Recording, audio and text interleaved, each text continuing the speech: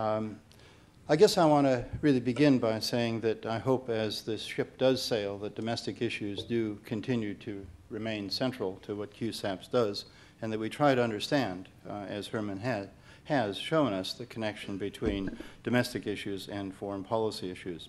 So this fiscal cliff is a very kind of attractive metaphor.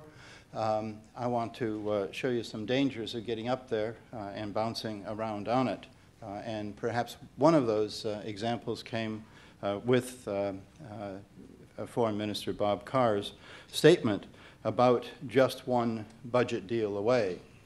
And the story that is behind this is really quite a complicated one, but Bob Carr had an opportunity to say this to Mitt Romney, sort of unexpected, and did say exactly that. What Mitt Romney did was to emphasize not that this was a simple budget deal at all, but that a foreign minister of a foreign country was saying that the United States was in decline. And so very rapidly, the foreign minister of Australia became sort of allied with the central foreign policy critique that Romney was attempting to land against Obama. And this went on, and it became really, I think, highly dysfunctional. And I think the lesson from that is that unless we really do understand these domestic issues, we don't really understand how they intersect with foreign policy issues. And so what I wanted to show you in 7 minutes, or 8 minutes now, is really how this fiscal cliff was created. Because the implication is that it sort of just happened. But in fact, it was created in a rather deliberate way. And the answer to it really is the Budget Control Act of 2011, which really set this going. The background was and continues to be annual budget deficits of $1 trillion in the U.S. budget cycle. This has happened now 4 years in a row, and these are really without precedent. You have to go back really to World War II to find deficits in constant dollar terms at this level. And if you look to the future, it looks like this could continue. So to now understand how this was turned into a fiscal cliff, we need to remember that, of course, Congress controls budget issues. The political background is that the United States Congress is split between party control. The Republicans energized in the 2010 election with a heavy Tea Party component taking control of the House, the Democrats continuing to control the Senate, and of course President Obama. So the Budget Control Act of 2011 really was an attempt to force the United States to do something about these deficits.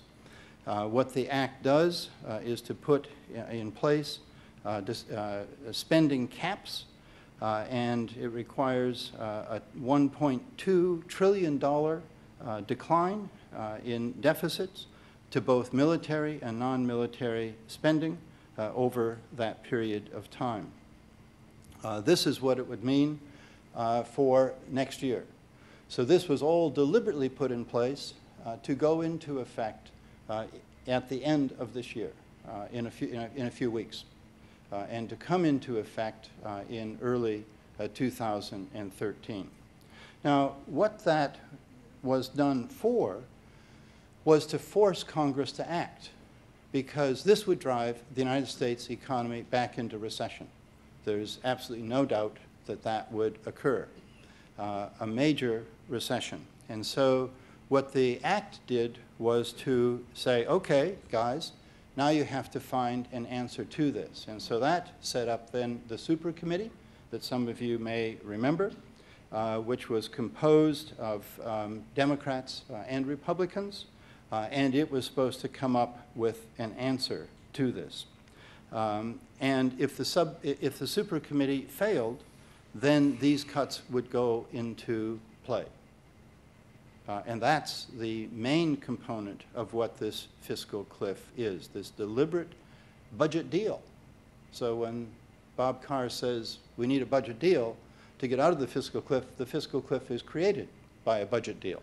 And we need to understand that. Now, the implications of this, because the cuts would be equally to both domestic programs and to military programs, that this is sort of unattractive to both sides of politics. The Secretary of Defense said that these cuts would tear a seam in the national defense. To make a long story short, the supercommittee failed. It came up with no answer at all. That's partly a result of the people appointed to it. They were extreme on both sides. They were very liberal Democrats by and large, and you can look at the numbers, and very conservative Republicans, equal numbers of them. But there were, in the process, in the 3 months that they had to the end of November of last year, there were just a few glimmers of hope that might have been grasped, and they weren't. Some Republicans were willing to entertain tax increases. Some Democrats were willing to make concessions to reduce the inflation calculation for Social Security, eligibility age for Medicare, and so forth. Were there real possibilities of a compromise? Just perhaps. It didn't happen. It didn't happen, in my view, in part because this was left almost exclusively to Congress to find the compromise. The supercommittee failed. President Obama, at the time, was in Australia. So in the final week, we had President Obama here, which was very nice, but as he landed in Washington, the supercommittee folded. So this is a major crisis. This is how it's made up. You can increase this to $110 billion, depending on how you calculate the annual defense budget. But it is really a distressing result that will drive the United States back into recession very, very quickly. And that's why this is concentrated so much. So that's phase one. Phase two are the budget, the end of tax cuts and the rise of 4 different tax increases, all of which will come into effect in early 2013. And people don't like tax increases, as you can see, but those are not just the Bush tax cuts for somehow we think high earners. These are tax cuts that will disappear for 90% of the American population. So we will have huge expenditure cuts and huge tax increases. And this is not a happy scenario. Will the U.S. economy improve? Of course it will in time, but it will take a while. This is a very, very deep recession and at historic levels of complexity to resolve. But it will take a while for this to be improved. This is one of my favorite slides that really connects with what Herman was talking about, the rise in U.S. home ownership, beginning in the late 1990s, which then collapsed. And in some ways, the end of the domestic crisis in the United States is really only when that entire housing bubble is absorbed in one way or another. So unemployment, as we know, rises and is at levels which are politically very, very dangerous.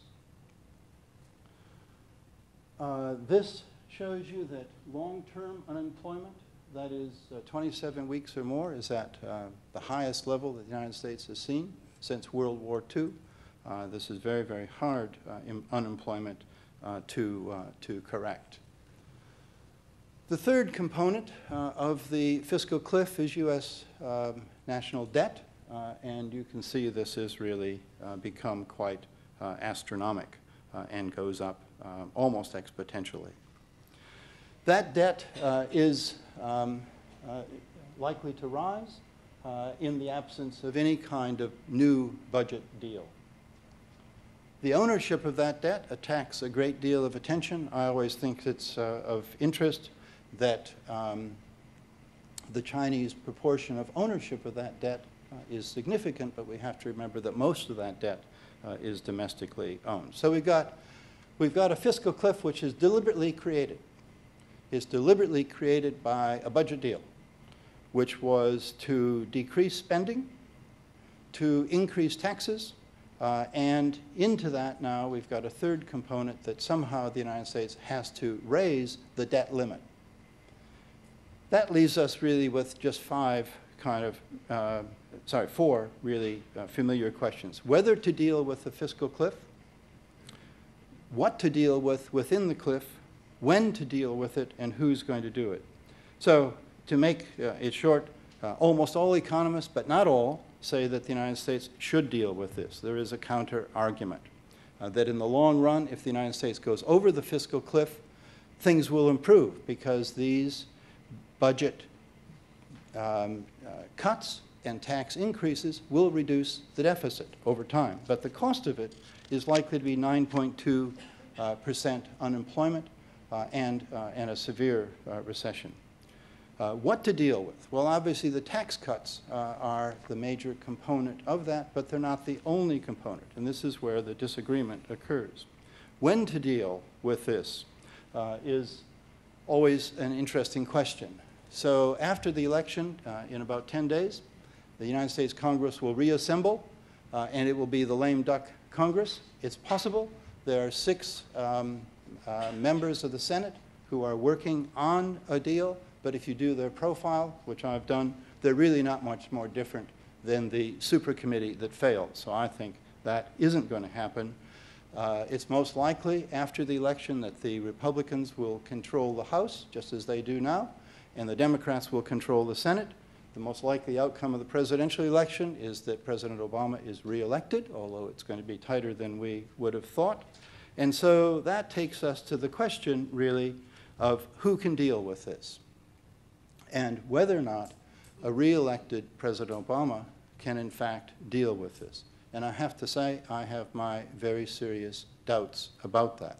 Part of it is informed by the absence as the super committee got to the crunch negotiating stages, and part of it's informed by, I think, a calculation that if the United States goes over the fiscal cliff, the Republicans are going to come out of this worse than the Democrats, because the Republicans will be blamed for it, and the cuts to defense are not something that Republicans want, and the end of the tax cuts, particularly for the upper income, is not something that the Republicans want. And I think this is viewed as an opportunity to then control the rest of the debate. What would a President Romney do? I'm not sure. Could he negotiate with the extremes of his party, and could he work across the party lines and work with Democrats, as indeed he did as governor of Massachusetts? We don't know that, but I would have to say that the likelihood that this simple, evidently simple fiscal cliff just needs one budget deal, A, is not true, and B, is not going to happen.